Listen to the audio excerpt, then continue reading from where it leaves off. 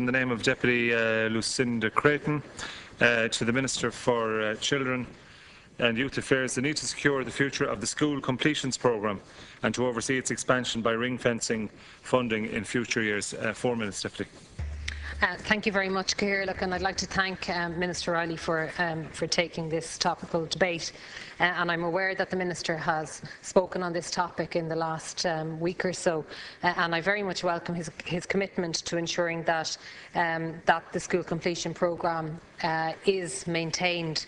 I suppose, having said that, Cahir, it is a reality that the coordinators of these programmes have received no certainty and no clarity directly from either TUSLA or from the Minister. They haven't been informed as to whether there will be further reductions in funding next year, whether there will be dramatic deep-rooted change to the programme, whether it will be entirely overhauled. So that is causing a lot of stress. I recently met with 9 principals from DESH schools in my constituency and with our local coordinator specifically on this question of the future and the security of the school completions programme. They've gone through a very turbulent time. I think that goes without saying in terms of reduction in funding. They've moved from a model of part funding from the European Union to the Department of Education, and now obviously under the umbrella of TUSLA. So there has been a lot of change, a lot of chopping and changing, and that I think has contributed to the sense of uncertainty. The service nationally obviously has received a substantial cut in funding, from €32.9 million in 2008 to €24.7 million in 2014. And I think it's fair to say that while everybody understands the enormous economic challenges which the state has faced since 2008, it is essential that the most vulnerable in our society are protected, and it's also essential that programmes that work, that are proven to produce results, are protected, and that their funding is ring-fenced, and in fact that they're ultimately supported and grown. And I think that has to be a priority, and I'd very much welcome any statement from the Minister in that regard, in terms of a commitment to expanding and continuing the school completions programmes, because they are working. And I certainly know that from first-hand experience in my own constituency, which is some of the most deprived areas in the whole country, that children who are extremely vulnerable to missing school, to early school leaving, they are really benefiting from this programme. It really is working, and all of the principals in all of the schools in my constituency would back that up 100%, as would the teachers. I know that we are collectively awaiting the result of an ESRI report into this. It was due in March, I understand. It still hasn't been forthcoming. At least it hasn't been published. I'm not sure whether it has been provided to the Minister or to TUSLA yet, but it certainly hasn't been made public, and I think that is really anxiously awaited. It ties in, incidentally, with the very good and very comprehensive report which the ESRI published, I think, last week or in the last 2 weeks, on the overarching challenges facing DESH schools, a really wide-ranging report which looks into the effectiveness or otherwise of DESH schools. One of the interesting recommendations, I'm sure, Minister, you've read it in detail, is a concentration of resources on Band 1 schools in urban areas, the most vulnerable, where the least amount of progress is being made, unfortunately. I think the ESRI recommendation, which focuses on DESH schools, but there is a reference to the school completion programme, very clearly and concretely recommends a concentration of resources on the most vulnerable schools in urban areas. And I wonder, Minister, I'd like to hear your thinking as to whether you would support a similar focus in terms of the school completion programme, whether you would support the concentration of resources in the most vulnerable areas areas. To my mind, it's logical. It's what this programme is all about. It's about ensuring that every citizen, and particularly every child in our state, is cherished, that they have equal opportunities. We know that's not the case. The ESRI report on DEIS schools is, it tells us what we already know, but it's worth reiterating. DEIS schools are more likely to have students who come from unskilled, manual or non-employed households, parents who have lower levels of education, families from with lower household income.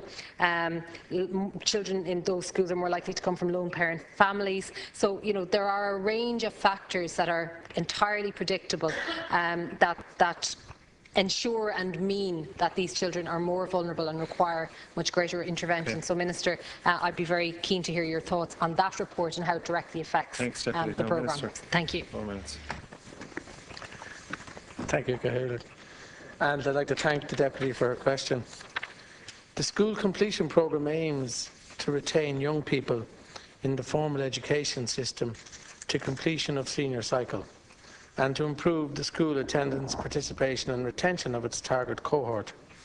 It is a targeted intervention aimed at school communities identified through the Department of Education and Skills DEIS Action Plan.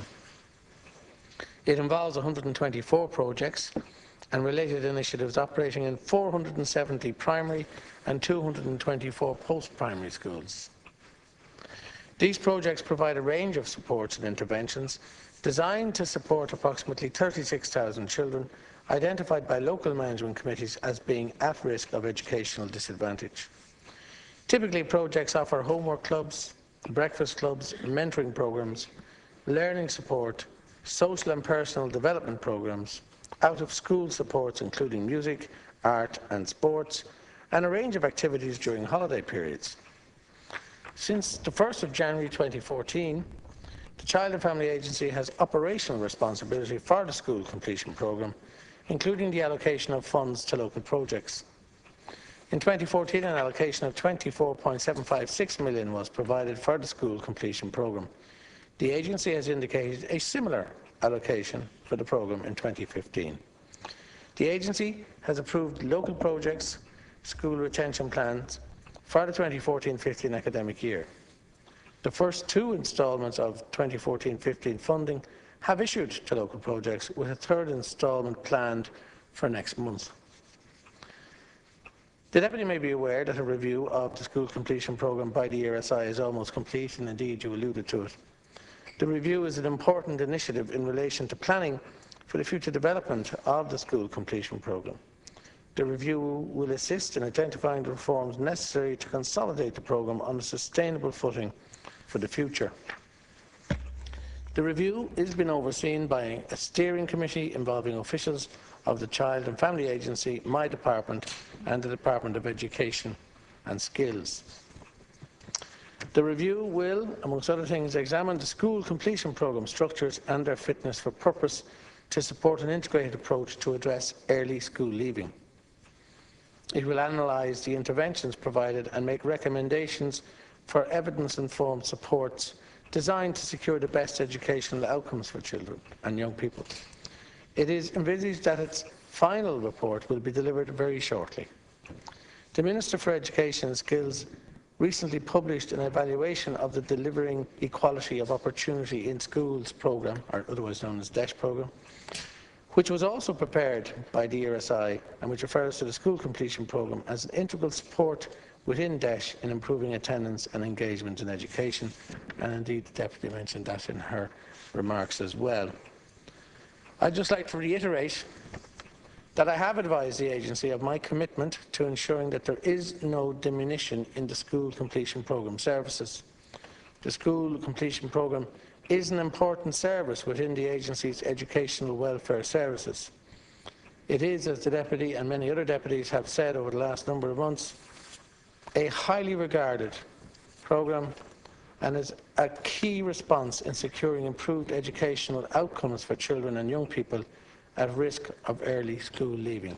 And as we all know, that the longer you stay in education, the better education you have, the better your prospects in life are in terms of your ability to earn a living.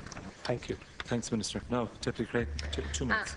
I'd like to thank the Minister for his response. I suppose I appreciate the specific funding which has been allocated, which you've outlined for the 2014-2015 academic year. I suppose the question and the fear that exists amongst coordinators of the school completion programme is that the funding for 2015-2016 for that academic year, which is fast approaching, and when people are trying to plan for September, they're trying to put in place the various elements of the programme, they need to know that they have some certainty. So it's a concern, Minister, at the delay firstly in the publication of the ESRI report, and perhaps you'd be able to inform the House when exactly that report will be published, and then you might perhaps give an indication as to how long it will take for you to consider that report and ultimately to take decisions about the future of the programme, so that there can be clarity and certainty for the schools involved, for the children and their families, and for the coordinators of the programme. So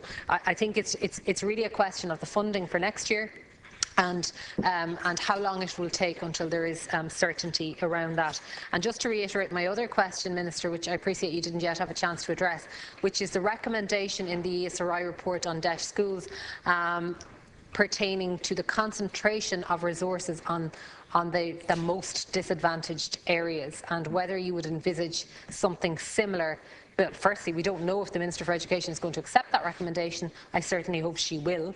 But secondly, whether you would see a similar concentration of resources focused on the most disadvantaged children and the most disadvantaged areas for the school completion programme. To me, it's logical, it makes sense, and it will ensure that the most vulnerable children are protected and provide the sort of supports they need to ensure that they continue in education, that they're not missing school, and that ultimately they have better opportunities in life. Thank you. Thanks, Deputy Minister. 2 minutes. Thank you very much. And again, to thank the Deputy for her question. It's very clear to me, given the number of times that this specific issue has come up under topical debates, that this is a matter of great concern to many deputies here in the House, and indeed that its value is very clear to many deputies here in the House as well, that it's continually raised. It is a programme that I believe in. It's a programme that I believe has tremendous value, and I think it's a programme also that goes a long way towards levelling the playing pitch in relation to ensuring that children who are at risk and who are vulnerable of finishing school earlier than they should will remain in the educational process. And it truly is a case of, as one goes around the country and looks at the different areas that this programme is implemented in and the different manner in which it's implemented, that it's important that they follow the lead of the students themselves and find out from them what it is they're interested in, and use that as a means of leading them back into education. Explain to them that if they have a better understanding of maths, they'll be better able to pursue their interest in whatever it is, carpentry or whatever, cooking, whatever. And I visited some of the programmes, and they are clearly very, very well run, and they are keeping kids in school. Can I say, in relation just to the area of concentrating resources in the areas of most disadvantage and most need, well, that's clearly been the focus of this particular back to school completion programme. But I'd like to make a further point, if I might. That's in relation to the early childhood and childcare education programme. Although that's a universal programme and clearly one that's very highly regarded by parents, with 95% of the cohort of eligible children attending it, the children who gain the most from it are actually the children from the most disadvantaged areas. They're the ones who actually catch up on the reading skills, etc., when they get into class. Before this programme was in place, there was often a 30-point difference between those coming from more advantaged areas and those coming from less advantaged areas. So I hope that helps answer the question. The third